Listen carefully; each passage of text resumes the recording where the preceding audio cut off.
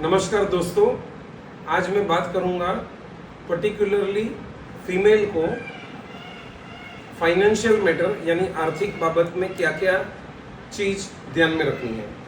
सबसे पहले पॉइंट आता है बैंकिंग का। बैंकिंग में सभी बैंक अकाउंट्स में 3 नाम देने के ऑप्शन हर बैंक में अवेलेबल है। तो जब भी खुद का अकाउंट हो या हस्बैंड का हो या लड़के का या लड़की का हो या सास ससुर का हो या खुद के माता पिता का हो, सिंगल समझो डॉटर है यानी एक ही लड़की है घर में, तो उसके माता पिता के साथ भी नाम होना चाहिए। दूसरा, जो भी अकाउंट हो उसमें 3 नाम कंपलसरी होने चाहिए। नॉमिनेशन में आप चौथा नाम डाल सकते हैं। फॉर एग्जांपल, मेरी वाइफ है तो मेरे अकाउंट में उसका सेकंड नाम होगा, मेरे लड़के का तीसरा नाम होगा। हम फैमिली में अभी 3 ही हैं, बहू आई नहीं है अभी तक, तो तब तक मैं मेरे भाई का, मम्मी पापा भी नहीं है तो भाई या बहन का नाम नॉमिनेशन में डाल सकता हूँ। सो मेरा रिकमेंडेशन कंपलसरी 3 नेम्स है, ताकि जब भी कोई एक डेथ या 2 डेथ या प्लेन क्रैश जैसी घटना होती है अहमदाबाद में, जो रिसेंट में हुई 2 महीने पहले, तो वो केस में नॉमिनेशन को भी पैसा इजीली जा सकता है। सेकेंड पॉइंट है नॉमिनेशन। आपकी हर प्रॉपर्टी, बैंकिंग हो या इमूवेबल प्रॉपर्टी कोई भी हो, फ्लैट, मकान, गोडाउन, कमर्शियल प्रॉपर्टी, खेत, इवन खेत में भी, मैं कच्छ का हूँ यानी गुजरात राज्य से हूँ, तो हमारे खेत गांव में है। अभी महाराष्ट्र में नहीं लिया, फ्यूचर में महाराष्ट्र में भी लेनी है ज़मीन, तो उसमें भी वारसाई होती है यानी legal hairs you can put the name in government records. और नॉमिनेशन अवश्य होना चाहिए जब तक आप विल नहीं बनाते हैं। विल बना भी लिया तो विल के अनुरूप आपका नॉमिनेशन होना चाहिए। तीसरी मैटर है वसीयत। हर औरत को पति के द्वारा प्रेम पत्र, खुद की सगाई और अब तक की जिंदगी में मिला हो या न मिला हो, लेकिन वसीयत नाम का लव लेटर अवश्य छीन के लेना चाहिए। क्यों लेना चाहिए? खुद की सेफ्टी के लिए और खुद के फेवर में।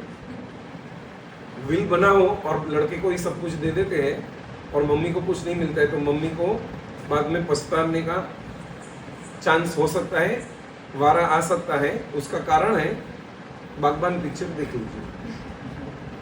चौथा, लॉकर। लॉकर ऑपरेशन में भी बहुत बार प्रश्न उठते हैं। जैसे मैंने बैंकिंग में बताया वैसे ही रूल आपको लॉकर के लिए समझना है। बाद में एसेट्स। एसेट्स के बारे में मेरे पास एक डॉक्यूमेंट है, मैं आपसे शेयर करूंगा, जहां पे आपकी total assets, total liabilities including Aadhaar card, और अभी डिजिटल युग है तो पासवर्ड भी, फिर आप यूट्यूबर मेरी जैसे हैं तो यूट्यूब का पासवर्ड, आपका बैंकिंग का पासवर्ड्स, आपका कार्ड का पासवर्ड, XYZ पिन नंबर से लेकर सब कुछ, all passwords digital will be very, आपको वो डॉक्यूमेंट में लिखने हैं। वो डॉक्यूमेंट अत्यंत आवश्यक है, वो मैं आपसे शेयर करूंगा। तो एसेट्स में सब कुछ लिखना है।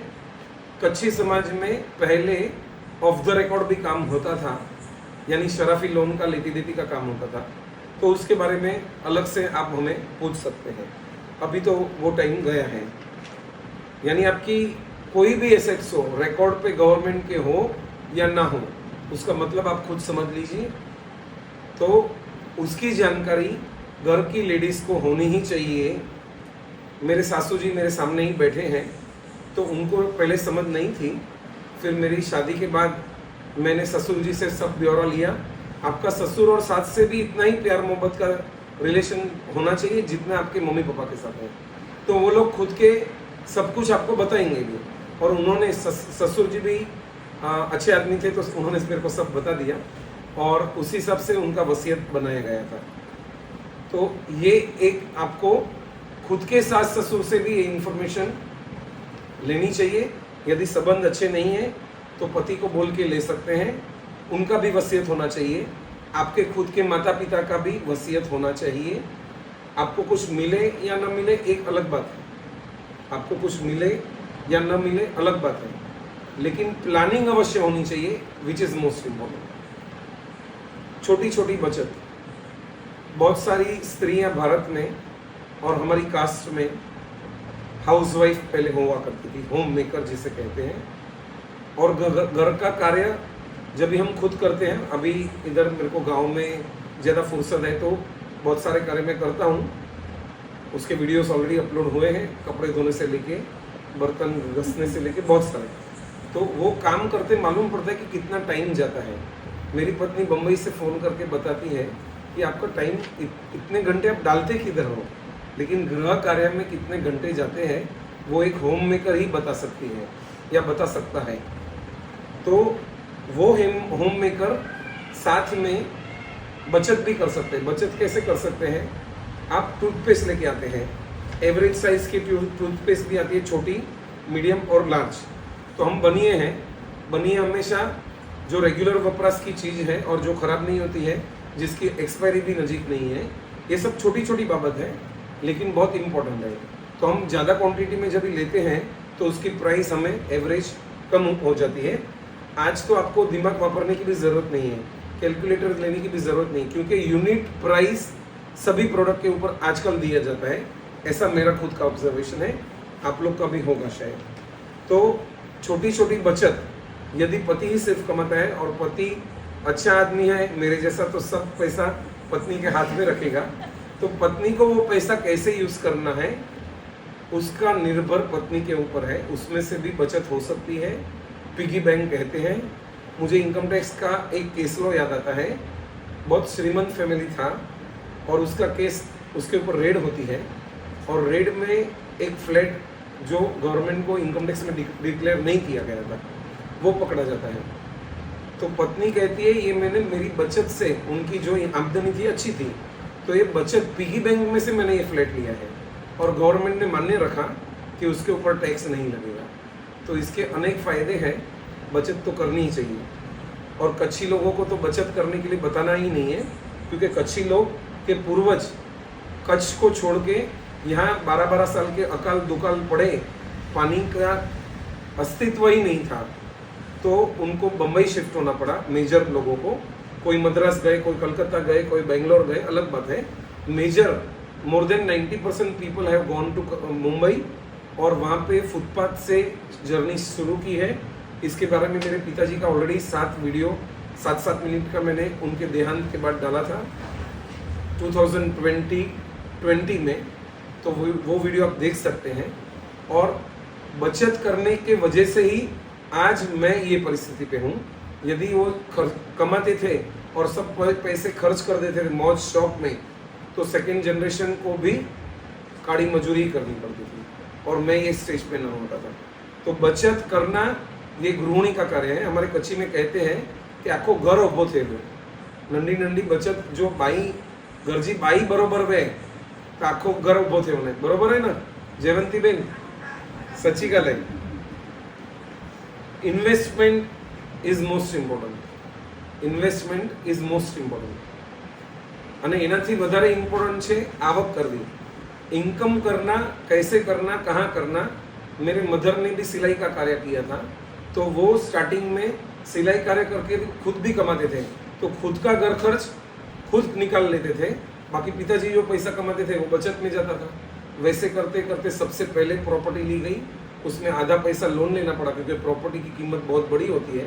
तो मामा जी ने हेल्प की, 50% पैसा उन्होंने दिया, इंटरेस्ट फ्री दिया मामा जी के हिसाब से। लेकिन पैसा जब पिताजी ने लौटाया तभी उन्होंने कहा, ये भी मैंने ऑलरेडी वीडियो में कहा है, पास के वीडियो में, तो पिताजी ने कहा कि इंटरेस्ट तो लेना ही पड़ेगा, हम बैंक से ले तो भी इंटरेस्ट देना पड़ता है, हम साहूकार से ले तो बहुत ज़्यादा ब्याज देना पड़ता है।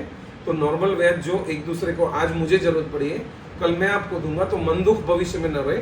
तो हमें अपना व्यवहार भी चोखा रखना चाहिए, ये भी एक संदेश में देना चाहूँगा बचत, इनकम और इन्वेस्टमेंट के साथ। एक्सपेंस पे आते हैं। चादर प्रमाणे पग फैलावा गुजराती में कहेवत है, जटली पाई शक्ति वे अन प्रमाणे भक्ति करेगी। जितनी हमारी शक्ति है उसके हिसाब से भक्ति करनी चाहिए। इसके लिए कच्छ के एक मुस्लिम भाई का मैंने वीडियो डाला था, नाम मैंने डिस्क्लोज नहीं किया है, अभी भी नहीं करूँगा, लेकिन उनकी कास्ट में सिर्फ 5,000 रुपये में शादी होती है। ये वीडियो बहुत लोगों ने देखा है। आप बताएंगे 5,000 में शादी, आश्चर्य आप सबको हुआ रहेगा। लेकिन होता है यहाँ से, जहाँ पे हम लोग जेवाइफ आवास योजना में गए कपाया की, उससे थोड़े ही कदम आगे उनका घर है। उन्होंने बताया हमारे में 50 लोग कन्या पक्ष के आते हैं, उनकी 4 बेटियां ही हैं, तो 50 लोग कन्या पक्ष के और 50 लोग वर पक्ष के यानी पति के तरफ से आते हैं और सिर्फ चाय पीते हैं। चाय पीने का खर्च 5,000 से ज़्यादा नहीं होता है और जो भी शादी है उसकी रस्में हो जाती हैं और कार्य पूरा होता है।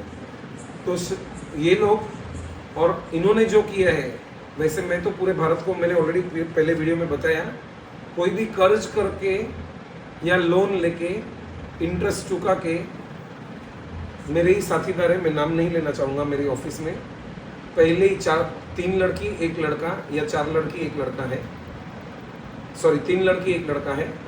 तो पहली लड़की की शादी में ही अच्छा खासा रकम 15-20 लाख रुपए एक 20-25 हज़ार की नौकरी करने वाला आदमी जब भी करता है तो बाप की हालत क्या होती है वो बाप ही जानता है। उसमें इंटरेस्ट भी भरना पड़ता है। तो ये चक्र में से, चक्रव्यूह में से, विशियस चक्र में से कभी वो निकल ही नहीं पाता है। दूसरी, तीसरी और लड़की और चौथे लड़के का शादी कैसे होगा, ये तो प्राण प्रश्न है। नो अंडर कंस्ट्रक्शन प्रॉपर्टी, जो पिताजी ने 12 एडवाइस दी है मुझे, उसका जो सेपरेट वीडियो है उसमें फर्स्ट एडवाइस है शेयर बाजार नहीं करना और दूसरी एडवाइस है अंडर कंस्ट्रक्शन प्रॉपर्टी नहीं लेना।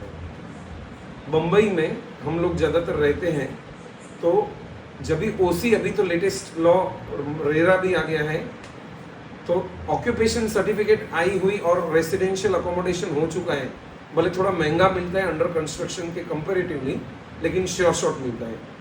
मेरी नज़र में, मैं दादर में रहता हूँ, 2005 में चालू हुए प्रोजेक्ट में से 40% प्रोजेक्ट आज की तारीख में भी अधूरे हैं, पूरे नहीं हुए हैं। इन्वेस्टर के पैसे 70-80% बिल्डर ने ले चुके हैं और प्रोजेक्ट धरा का धरा है, यानी वहीं का वहीं ढेर है। ओल्ड स्ट्रक्चर खड़ा है, 1 रुपए का काम नहीं हुआ है, या हुआ है तो अधूरा बिल्डिंग है। अभी बिल्डर के पास पैसा नहीं है, कोई टेक ओवर नहीं है और कोई गवर्नमेंट की तरफ से भी हेल्प नहीं है। गवर्नमेंट हेल्प करेगी तो कितनी बिल्डिंगों को करेंगे, तो मैं गवर्नमेंट को कुछ दोष नहीं देता हूँ, लेकिन फिर भी हमें हमारा पैसा डालने के टाइम अपनी बुद्धि वापरना है। जेने वापरी ना बुद्धि तो एने खावी पड़े दूधी। कच्छ की दूधी भी बहुत अच्छी है। 10वीं मैटर, शेयर मार्केट कभी नहीं करना, ऑलरेडी आ गया। 11वीं मैटर, कितने साल की बुक्स हमें इनकम टैक्स के लिए रखनी है। ये प्रश्न जीएसटी के लिए रखनी है, कंपनी लॉ में रखनी है, या सोसाइटी लॉ के हिसाब से रखनी है, या तो अलग, सभी अलग अलग एक्ट के अलग अलग साल है। इनकम टैक्स में 5 + 1 यानी 6 साल है, जीएसटी में 5 साल, कॉरपोरेट लॉ में 5 या 6 साल और सोसाइटी में 10 साल। ऐसे अलग अलग कानून के तहत आपको आपकी बुक्स ऑफ अकाउंट्स संभालनी है। बेस्ट और सेफ इन्वेस्टमेंट क्या है, तो मैंने already 4 short video shorts upload किया था ये सीजन के लिए, यानी 2025 की जो मैंने रीस्टार्ट की थी यूट्यूब चैनल में। तो प्रथम 4 वीडियो पीपीएफ के रिलेटेड है, पब्लिक प्रोविडेंट फंड। उसके इंटरेस्ट के ऊपर भी इनकम टैक्स नहीं लगता है। बहुत सारी जानकारी आप उसमें से लीजिए, तो यहाँ पे मैं विवरण नहीं करूँगा, लेकिन मेरा 25 साल पहले डॉक्टर शानबाग का जो बुक मैंने पढ़ा है, in the Wonderland of investment, यानी जो उन्होंने रिकमेंडेशन दिया है और चक्रवृद्धि ब्याज यानी क्यूमुलेटिव इंटरेस्ट के हिसाब से जो टैक्स फ्री रिटर्न पीपीएफ देगा, वो कोई भी रिटर्न आपको दुनिया की कोई भी, इंडिया में प्रिवेलिंग कोई भी इन्वेस्टमेंट का मैटर नहीं देगा। फिर आता है rich dad poor dad book. Rich dad poor dad book क्या है, तो आपकी छोटी छोटी बचत, मैंने जो पॉइंट लिया था वो बचत आप योग्य स्थल पे इन्वेस्ट करेंगे तो, और उसका क्यूमुलेटिव जो इंटरेस्ट का इफेक्ट 5, 10, 15, 20 साल पे आएगा वो अद्भुत होगा। उसके लिए आप कभी कैलकुलेटिव हो तो जानकारी होगी, और कच्ची कम्युनिटी ऑलरेडी कैलकुलेशन में, मैथ्स में पावरफुल होती है। फिर भी किसका वीक है तो गूगल करके सर्च कर सकते हैं कि हर साल में 1.5 लाख रुपए पीपीएफ का पूरा हिरेन संघवी के नाम पे भरता हूँ, तो 15 साल के बाद टैक्स फ्री रिटर्न कितना हो जाएगा वो आप गूगल करके पूछ सकते हैं। 14th मैंने ऑलरेडी कवर कर लिया। एक्सपेंस और इन्वेस्टमेंट कभी आती है जब भी आपकी इनकम अच्छी हो। यदि इनकम ही लिमिटेड है तो बचत होनी मुश्किल है, लेकिन मैंने ऐसे भी कई लोग देखे हैं, मेरे साथ भी जुड़े हैं और मैंने दूसरे भी, मेरी ही एक काम वाली बहन, दादर की एक काम वाली बहन को 2001 में मेरे पास काम करती थी, मेरी वाइफ रजनी ने उनको बोला बैंक अकाउंट खुला लीजिए और थोड़ी थोड़ी बचत कीजिए, इतनी ही सलाह दी। और जो होशियार व्यक्ति होती है वो सलाह मानती है, उसने कार्य कर लिया। आज उसके पास 4 विरार में फ्लैट है, मैं नाम नहीं लूँगा, 4 विरार में फ्लैट है। दादर में एक दुकान है जिसे वो डबल करके 90 फुट की दुकान है, लेकिन प्राइम लोकेलिटी पे है तो अच्छे से अच्छा भाड़ा रहे। उसमें भी माड़िया बनाया हुआ है, तो नीचे अलग देती है, ऊपर अलग देती है, बुद्धिशाली व्यक्ति है। वाणियन नहीं है, लेकिन वाणियन से कम भी नहीं है। और उसका खुद ने दादर में रूम भी ले लिया है। आज की तारीख में भी वो फुटपाथ पे 2 झूपड़े में रहती थी, एक झूपड़ा टूट गया है, लेकिन दूसरा झूपड़ा छोड़ नहीं रही है। वो बोलती है गवर्नमेंट जब भी रीडेवलपमेंट मेरे झूपड़े को डिमोलिश करके तो मुझे दादर में ही चाहिए फ्लैट। तो मैंने बोला आप विरार जाइए, विरार में तो आपके फ्लैट है, अच्छी जिंदगी जिए, इधर फुटपाथ पे क्यों धूल खाना है। वो बोली हम लोग 6 जन हैं घर में, एक लड़की भी वापस आ गई है। वो बोली हमारा 6 जन का टाइम आने जाने का कितना जाएगा। शी इज़ नॉट अ कच्ची but she is more than कच्ची। हमारा 3 घंटा रोज का आना जाना जाए तो एक आदमी का पूरा दिन ही चला जाए, 18 घंटा जाए तो एक आदमी है ही नहीं, 6 की जगह 5 की आमदनी होगी। तो शी इज़ सो क्लेवर। हमें ऐसी छोटी व्यक्ति से भी, अभी छोटी नहीं है, आर्थिक रीति भी सद्धर है, बुद्धि में भी सद्धर है, तो छोटी शब्द मेरा गलत है, लेकिन एक मध्यम स्तर की व्यक्ति की भी यदि प्लानिंग करे तो कहाँ पहुँच सकती है। तो हम सब तो शुग्न है, पढ़े लिखे आदमी हैं, औरत है, तो हमें क्या करना चाहिए ये खुद ही सोचना। डू मिनिमम गेट मैक्सिमम, ये भी मैंने 3-4 वीडियो में ऑलरेडी कहा है। विजी मैडम 11वीं स्टैंडर्ड पोदार कॉलेज की प्रोफेसर, साउथ इंडियन मैडम, उन्होंने कहा गणित के प्रश्न की 3 रीत हो सकती है, एक लॉन्गेस्ट, एक मीडियम और 1-2 स्टेप में ही शॉर्टेस्ट में मिल सकता है। लाइफ में ऐसा कार्य करें कि कम काम करके मैक्सिमम पैसा मिले संसार क्षेत्र के लिए। धर्म में भी ऐसी बहुत सारी क्रियाएं हैं जहाँ पे कम टाइम देके भी आप बहुत सारा कर्म निर्जरा और पुण्य कर सकते हैं। उसके लिए अभी धार्मिक टॉपिक नहीं है, तो वो बात कभी फिर कभी।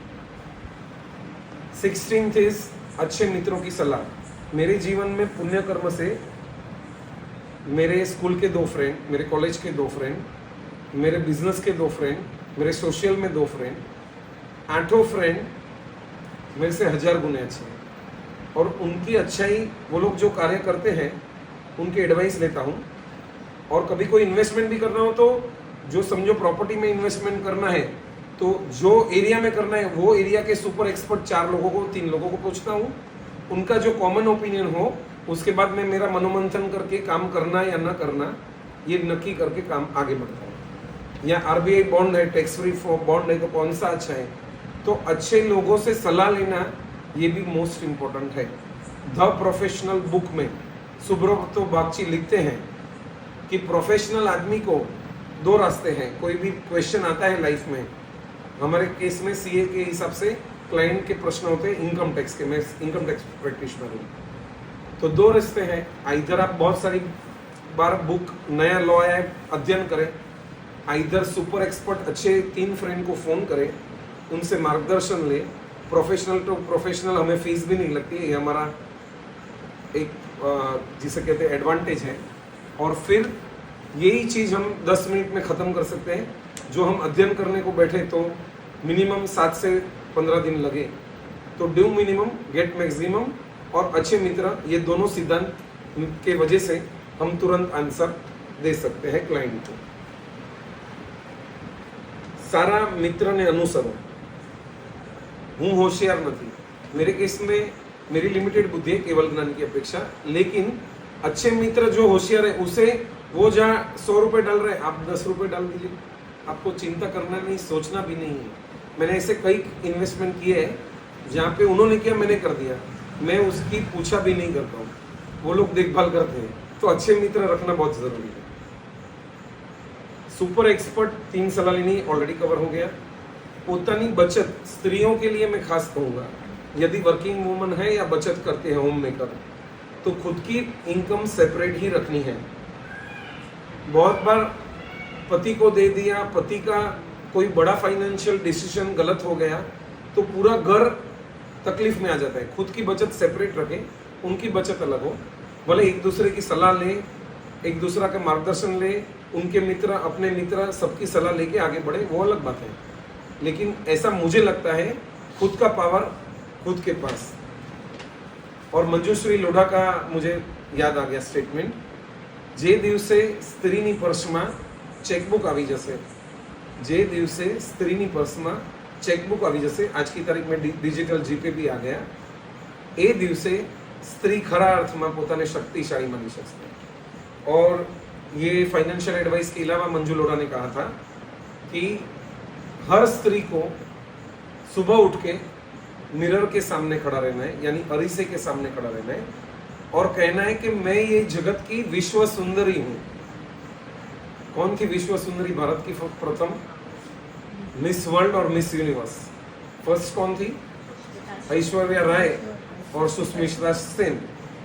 तो मैं विश्व की सुंदरी हूँ और मुझे इतनी शक्ति है कि मैं हर कार्य पूरा कर सकती हूँ। This is for increasing the self confidence of woman. Manju ji ने और भी बहुत सारी बातें की है, लेकिन फाइनेंशियल नहीं है तो मैं यहाँ पे अभी कवर नहीं करूँगा। मंजू मंगल प्रभात लोढ़ा की पत्नी, धर्मपत्नी Manju Ben. Common loss, income tax, GST के भी सामान्य ज्ञान खुद को होना चाहिए। इसके लिए बहुत सारे वीडियोस हैं, मेरी यूट्यूब चैनल पे भी है, अन्य चैनल पे भी है। तो बेसिक चीज़ें आपको खुद को जाननी ही जरूरी है। कॉपीराइट एंड पैटर्न, आपके हस्बैंड या आप कोई धंधा करते हैं तो इवन प्रोफेशनल लाइन में भी पेटेंट कर सकते हैं आपकी ब्रांड को, आपके नाम को, आपके लोगों को। तो ये भी बहुत इम्पोर्टेंट है बिजनेस सक्सेस के लिए, या कोई भी आज ब्रांडिंग का जमाना है तो you must go for branding. Marketing self, marketing your product, marketing your company, marketing your brand. आज यूट्यूब चैनल, मेरा पर्पस अलग है, लेकिन मेजोरिटी मार्केटिंग का ही साधन है। चाहे इंस्टा हो, चाहे फेसबुक हो, चाहे लिंक्डइन हो। लिंक्डइन पे प्रोफेशनल खुद का मार्केटिंग करते हैं, तो बाकी सब पे प्रोडक्ट्स से लेके खुद की सेल्फ मार्केटिंग हो सकती है। धार्मिक क्षेत्र नहीं है, संसार के क्षेत्र की बात है, तो उसके लिए आपकी विवेक बुद्धि अनुसार आप कार्य कर सकते हैं। और 25वीं बात है social media presence. Social media presence, social media presence में मैं पहले कोई भी सोशल मीडिया पे नहीं था। व्हाट्सएप भी मैंने 4-5-7 साल नहीं यूज किया। लेकिन जब भी हम जमाने के साथ नहीं बदलते हैं तो दो चीज़ें, या आप जमाना से दूर होके चलिए, हट के चलिए, तो भी कोई गम नहीं है, कर्म बंधन कम होंगे, नो डाउट अबाउट इट। आज ये सब टेक्नोलॉजी कल नहीं भी आ सकती है, लेकिन टेक्नोलॉजी के साथ वर्स करना ये भी एक जिसे कहते हैं नई नई चीज़ सीखने का जरिया है। और सीखना न सीखना इंडिविजुअल मैटर है, that I leave it up to you. 25 point है और 20 मिनट बाकी है, तो 20 मिनट में मैं मेरे को जो टॉपिक एक्स्ट्रा याद आ रहे हैं वो बताऊंगा। सबसे पहले फैमिली में इंश्योरेंस होना चाहिए, लाइफ इंश्योरेंस। लाइफ इंश्योरेंस में टर्म इंश्योरेंस होना चाहिए। 5 लाख की पॉलिसी के लिए 50,000 हर साल भरते रहो, ऐसा नहीं। करोड़ की पॉलिसी के लिए 6,000 रुपये भरे, ऐसा इंश्योरेंस होना चाहिए। That is called term insurance. जो भी अर्निंग मेंबर है उनका ही होना चाहिए।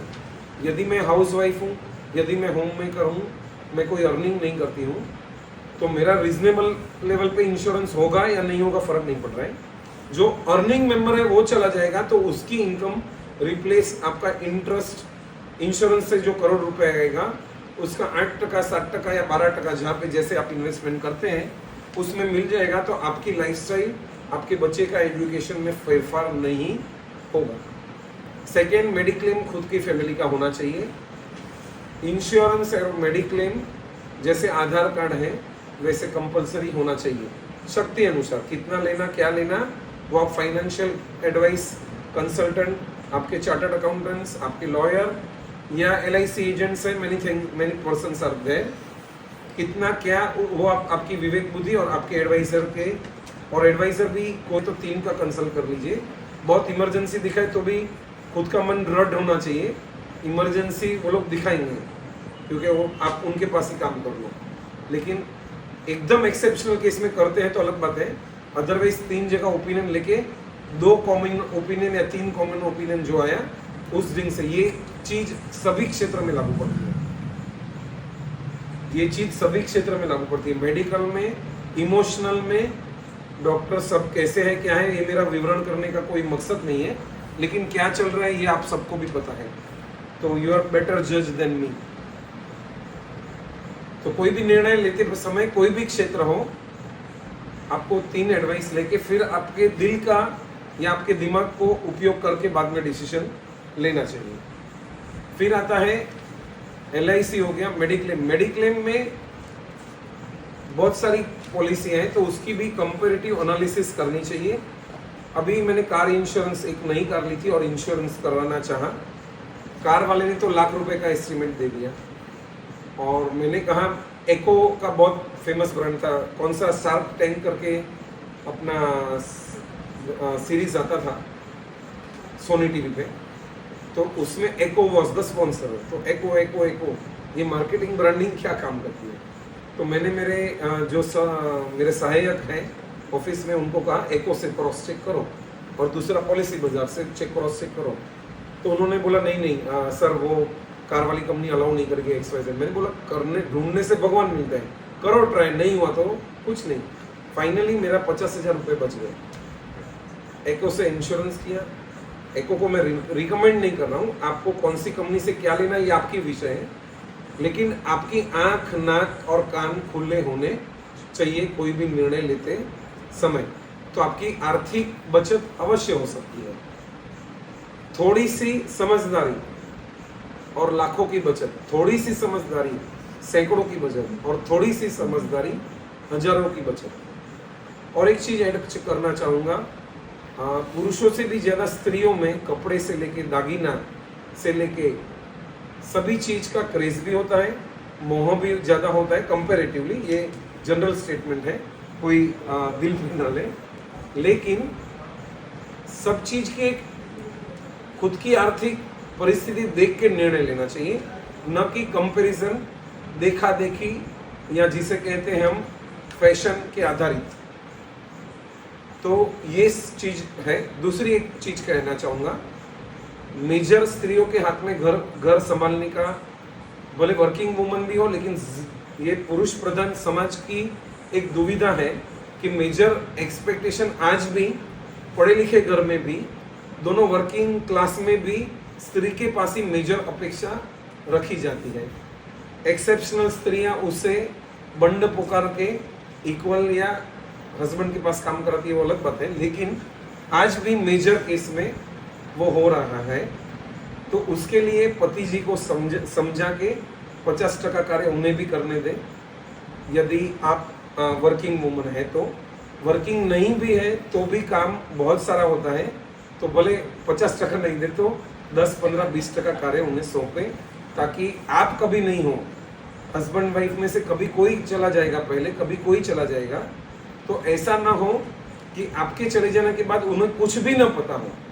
तो दोनों को, ये आप वीडियो आपके हस्बैंड को भी दिखा सकते हैं, उनको भी समझदारी, थोड़ा भी अकल होगा तो वो भी 50% कार्य करने के लिए तैयार हो जाएंगे। और सब समझदारी खुद को होनी चाहिए, आपको भी आर्थिक समझ होनी चाहिए, वैसे हस्बैंड को भी रसोई से लेके, सफाई कार्य से लेके, धोबी घाट से लेके सब कुछ कार्य करते आना चाहिए। भले आपके घर में मेड हो या आप कर रहे हैं, लेकिन जरूरत पड़ने पे ये काम आता है, मुझे तो मेरी वाइफ के कोरोना के समय अवश्य काम आया है, बाकी आपकी मर्जी। आगे बढ़ते हैं, अभी मिनट बाकी है 13 मिनट में ये कहना चाहूंगा, स्त्रियों का हृदय कोमल होता है, इसीलिए मातृत्व प्राप्त होता है। पुरुष का हृदय प्रायः कठिन माना जाता है और लोखंडी पुरुष की उपमा दी जाती है।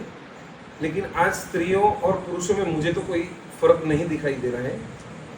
यदि मेरी बेटी होती, मुझे बेटी नहीं है, लेकिन यदि मेरी बेटी होती और पढ़ाई लिखाई करती तो मैं उसे पूर्ण स्वतंत्रता देता कि उसे जॉब करना हो या खुद की प्रैक्टिस या धंधा करना हो, जो कुछ उसे उड़ना हो तो मैं उसे स्कोप देता। वैसे ही मेरा एक बेटा है, तो मैं मेरी बहू को भी, आने वाली जो भी बहू हो, तो उसे मैं सेम प्लेटफॉर्म देना चाहूँगा। मैं उसका नाम पुत्र नहीं कहूँगा, बेटी नहीं कहूँगा, उसे बेटी का दर्जा नहीं, लेकिन बेटा ही कहूँगा। मेरा एक नहीं 2 बेटा है। तो ये मान्यता, ये विचारधारा के बारे में भी सभी को सोचना है। सबसे पहले स्त्रियों को सोचना है। स्त्रियों को खुद का हक चाहिए, तो शुरुआत आपसे ही होगी। आप ही उन्हें समझा पाएंगे, सब पुरुषों को, घर के पुरुषों, पिताजी हो, ससुर जी हो या पति हो या लड़का हो, whoever is there, आपको धीरे धीरे रिस्पॉन्सिबिलिटी डाइवर्ट करनी आनी चाहिए। भले सब कुछ करे या ना करे, मैं घर्षण करने की बात नहीं करना हूँ, प्रेम अवश्य रहना ही चाहिए। ये मेरा प्राइम मुद्दा है, क्योंकि प्रेम के बगैर कलेश से तो पूरा घर अस्त व्यस्त हो जाएगा, छिन्न भिन्न हो जाएगा। नहीं होता है तो सहन करें और कार्य करते रहे, उसमें भी कोई दिक्कत नहीं है। भगवान महावीर ने भी बहुत सहन किया है, लेकिन we can try and try again till you succeed.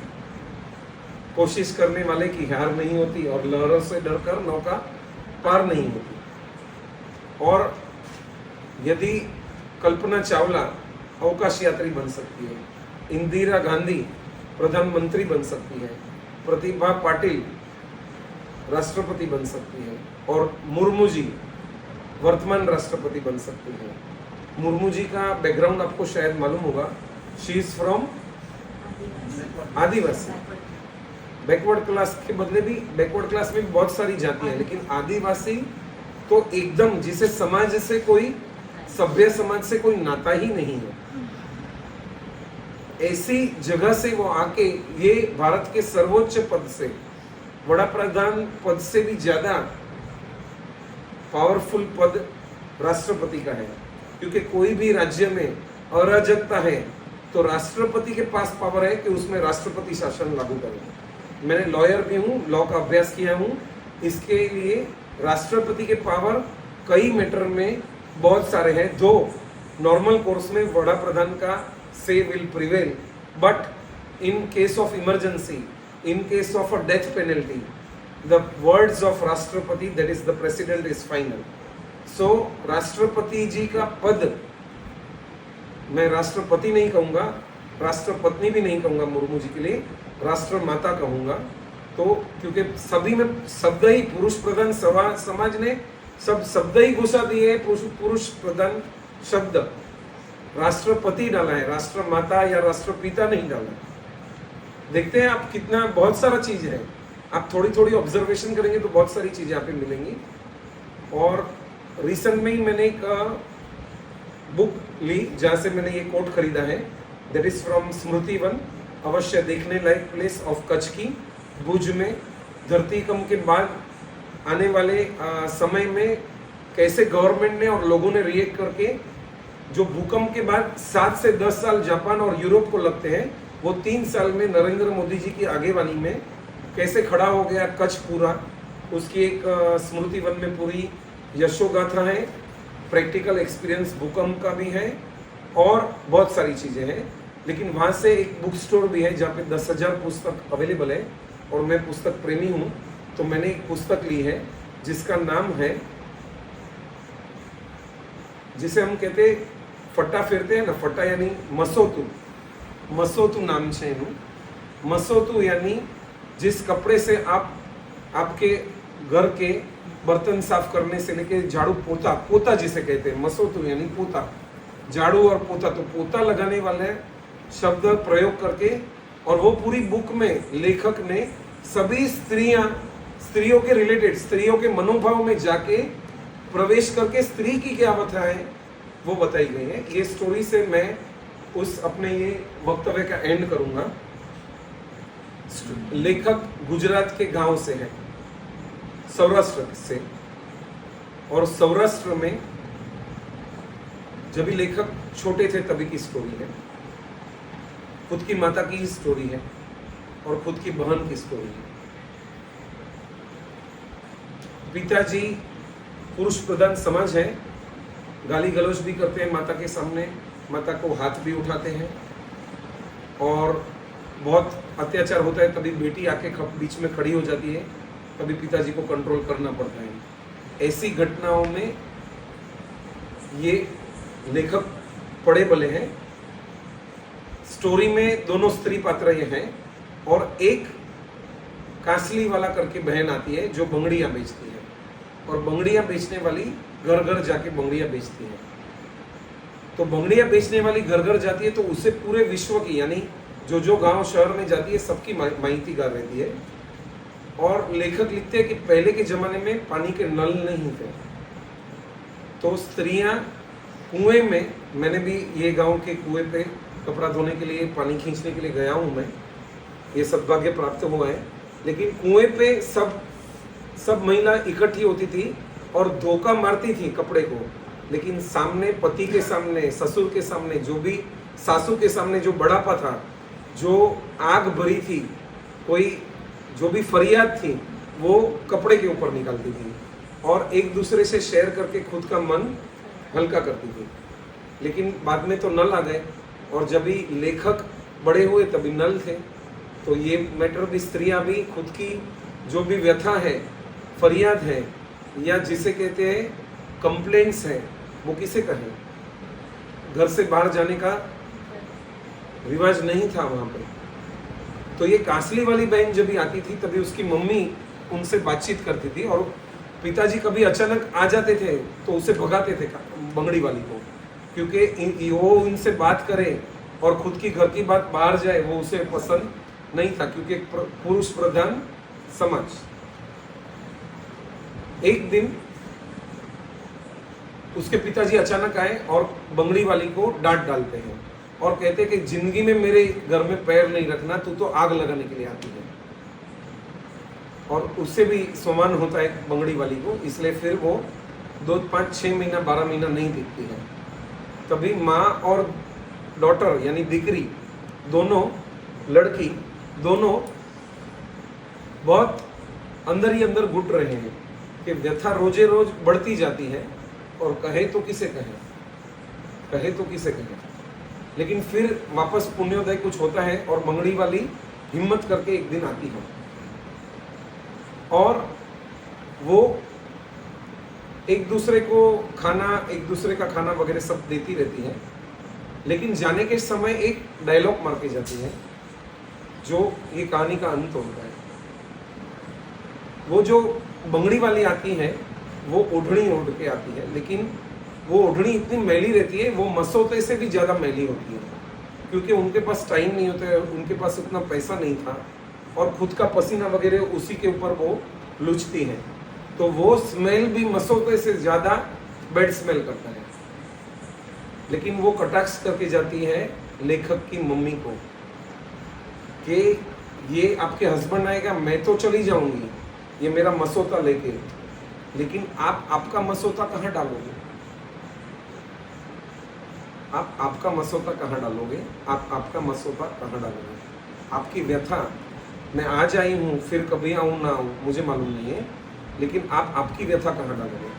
और ये कहानी के लिए दिल्ली अकादमी से गुजराती साहित्य में नंबर 1 पुरस्कार मिला है।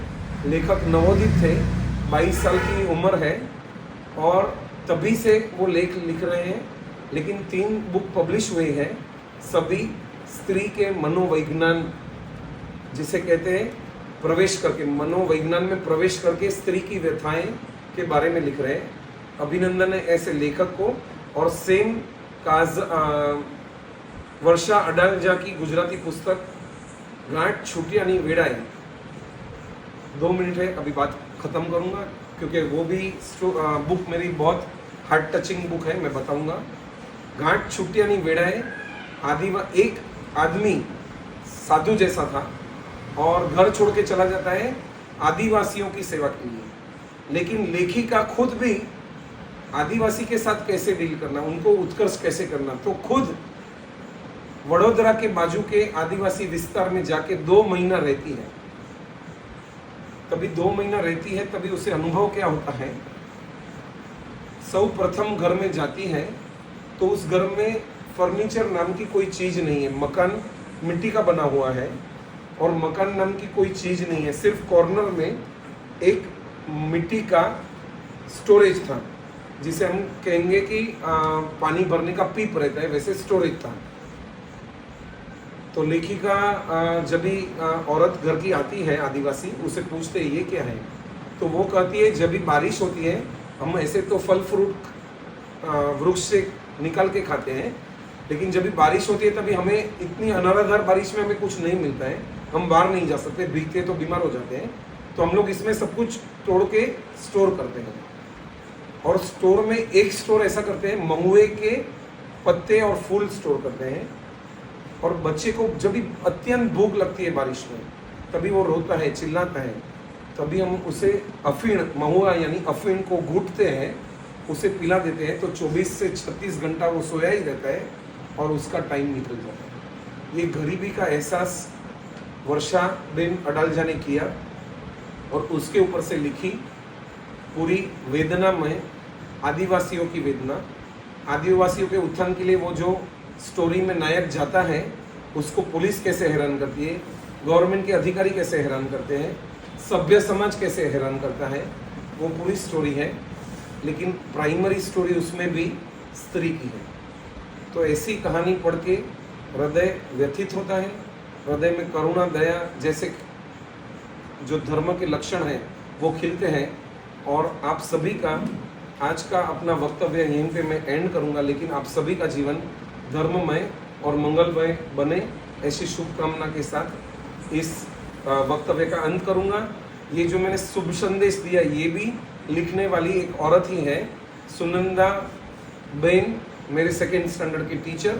तभी ऑटोग्राफ बुक में मैंने उनकी साइन ली थी, लेकिन उन्होंने स्टेटमेंट लिखा था, तमारू जीवन धर्ममय और मंगलमय बने, सुनंदा पी डेडिया। और वो पेज भी येलो था, मेरा favourite colour fluorescent yellow. Thank you very much, धन्यवाद, शुक्रिया, आदाब, सत श्री अकाल, जय जिनेन्द्र। यदि आपको ये वीडियो अच्छा लगा हो तो लाइक करें, शेयर करें हमारी channel CA Hiren Sanghvi. Comment अवश्य करें क्या ऐसे वीडियो आप देखना चाहेंगे, और लाइक करें, शेयर करें, सब्सक्राइब करें और कमेंट अवश्य करें।